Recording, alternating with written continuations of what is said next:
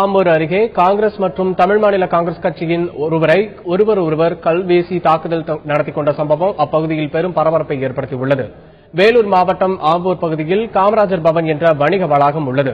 இதை காங்கிரஸ் கட்சியைச் சேர்ந்தவர்கள் நிர்வகித்து வந்தனர். தற்போது கட்சி இரண்டாக உடைந்ததை அடுத்து வணிக வளாகம் யாருக்கும் சொந்தம் என்ற மோதல் எழுந்துள்ளது. இது தொடர்பான வழக்கு நீதிமன்றத்தில் நடைபெற்று வரும் நிலையில் வணிக வளாகத்தின் பூட்டை உடைத்து காங்கிரஸ் கட்சியினர் உள்ளே சென்றுள்ளனர். இதனால் தமாக மற்றும் காங்கிரஸ் கட்சியினரிடையே மோதல் ஏற்பட்டது.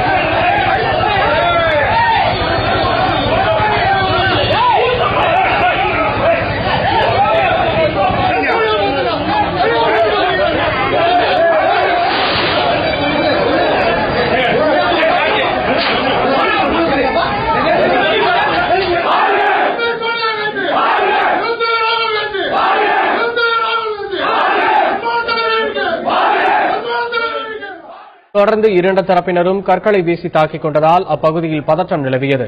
இதையடுத்து சம்பவ இடத்திற்கு வந்த போலீசார் தடியடி நடத்தி கூட்டத்தை கலைத்தனர்.